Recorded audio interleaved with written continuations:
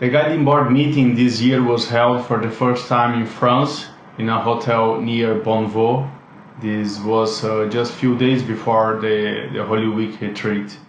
And one of the key decisions of the guiding board this year was the definition of a theme for teaching and reflection for the upcoming year from Easter this year 2019 to Easter 2020. And the theme is Contemplative Christianity.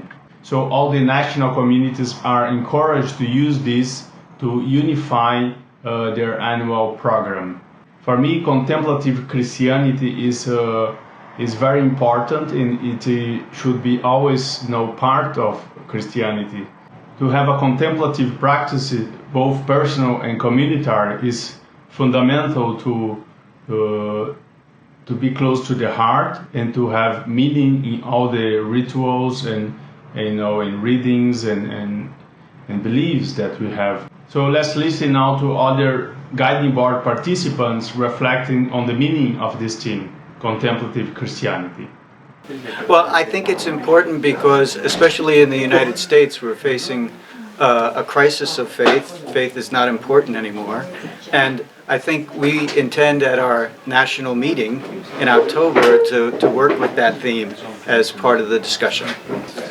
I think it means that we, in Poland particularly, need to have a major shift in our way how we view and how we express our faith. It became very legalistic. It became very formal, from my point of view, and that is definitely not where we want to go in the future. And I think it's a wonderful way of keeping us focused.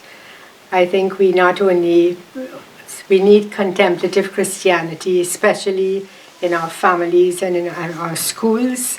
And I think if we can train our children and our young adults to be more contemplative, they will be more peaceful, more calm, more caring and more loving people. So I think it's a wonderful way of keeping the whole WCCM family focused on our work of meditation and our gift of meditation to the world. I don't know exactly, but he tried to throw this to the church, and I think the church is accepting.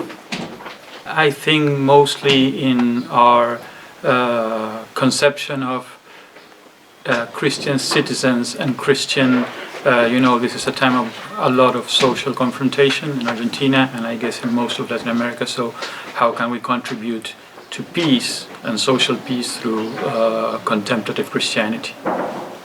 I think for me, Jesus went out and met people where they're at. And today we have so many people with need that are searching for something deeper and not finding it in traditional ways of religion. But the need is still there, and I think we're being called out to meet them where they're at to fulfill that need. I think the meaning and the importance of contemplative Christianity is that it creates the possibility of people recovering not only their religious root, but the thing that is behind that, which is coming to know the love of God, coming to know that they are loved, and coming to know that this is available to all of us all the time. I think first the idea is to make accessible to people a different way, which is a bit less mainstream way, to have access to the Christ, but through interiority. And actually it was a way that the first Christian knew about, but nowadays it's less popular. But it's a way to go maybe from the head to the heart, and to have to practice a silent, a contemplative prayer that allow each of us to have a bit of a test or an experience of what do we put behind the word God. And the beauty of it is that it's accessible for everybody on earth. I think being contemplative nowadays means to discover who you really are and discover that you are deeply loved by God, and to become more human, like a full human being. Contemplative Christianity to me is being attentive, being present. So that means in our daily life, we are being present to everybody, to others, to people around us. And of course, we're also being present with God and seeing the presence of God in other people in our environment. I came to a form of contemplative Christianity in my mid-30s, about 30 years ago. It appealed to me as a stage that I had come to, and still appeals to me. Christian meditation is one of the main consistent ways that I practice it. I'm always conscious about not being presumptuous. It's not the only way, it's not the best way, it's one way.